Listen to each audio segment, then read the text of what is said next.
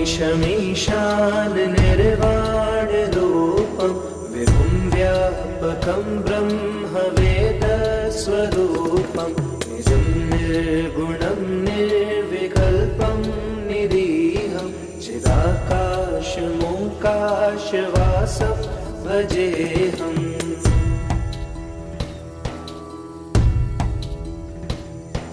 निराकारमोङ्कारमूलं तुरीयं गिराज्ञानभूतीतमीशं गिरीशं करालं महाकालकालं कृपालं गुणागारसंसारपारं नतोऽहम्।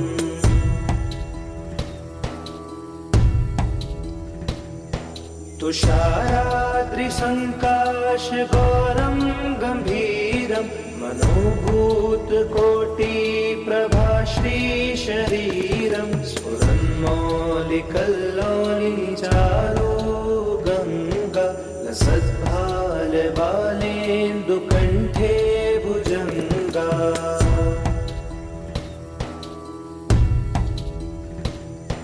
चलत्कुण्डलं सुनेत्रं विशालं प्रसन्नाननं नीलकण्ठं दयालं मृगाधीशचर्माम्बरं मुण्डमालं प्रियं शङ्करं सर्वनाथं भजामि।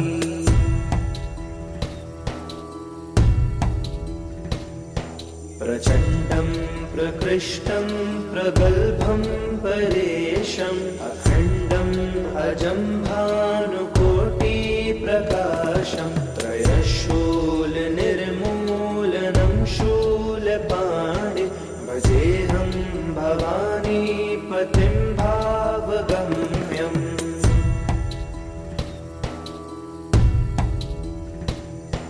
करातीतकल्याणकल्पान्तकारी सदा सज्जनानन्ददाता पुरारि चिदानन्दसन्दोहमोहापहारि प्रसीद प्रसीद प्रभो मन्मथारी।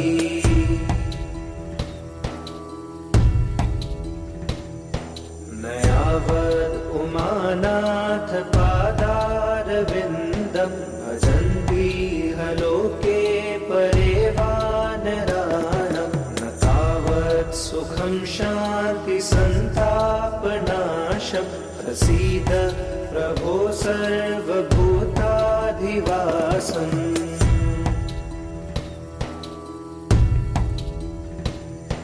न जानामि योगं जपं नैव पूजां नतोऽहं सदा सर्वदा शम्भुतोऽभ्यं जराजन्म दुःखोऽव्यतातप्यमानं प्रभो पाहि आपन्नमामीश शम्भो।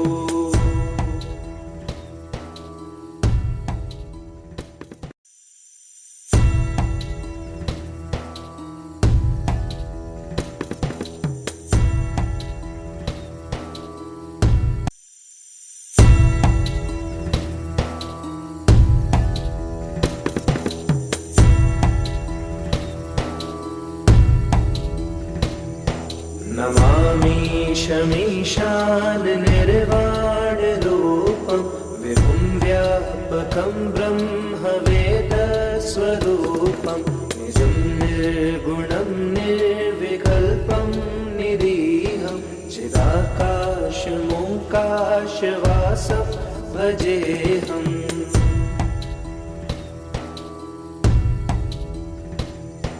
निराकारमोङ्कारमूलं तुरीयं गिराज्ञानभूतीतमीशं गिरीशं करालं महाकालकालं कृपालं गुणागारसंसारपारं नतोऽहम्।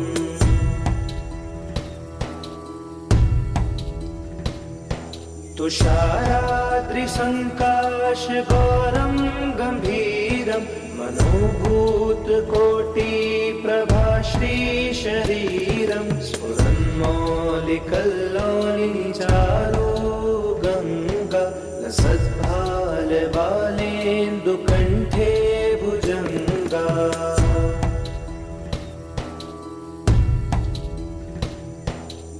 चलत्कुण्डलं भ्रूसुनेत्रं विशालं प्रसन्नाननं नीलकण्ठं दयालं मृगाधीशचर्माम्बरं मुण्डमालं प्रियं शङ्करं सर्वनाथं भजामि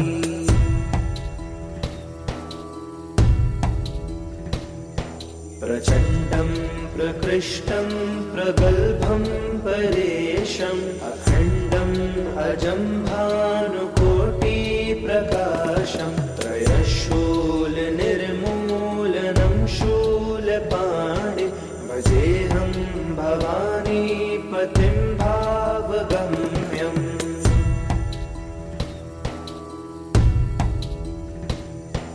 करातीत कल्याणकल्पान्तकारी सदा सज्जनानन्ददाता पुरारी चिदानन्द सन्दोहमोहापहारी प्रसीद प्रसीद प्रभो मन्मथारी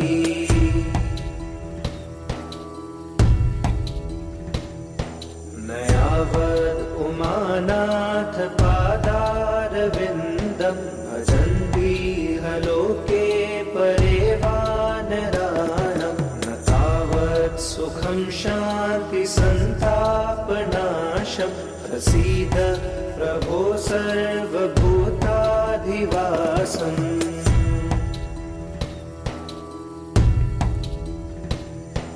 न जानामि योगं जपं नैव पूजां नतोऽहं सदा सर्वदा शम्भुतोऽभ्यं जराजन्म दुःखोऽव्यतातप्यमान प्रभो पाहि आपन्नमामीश शम्भो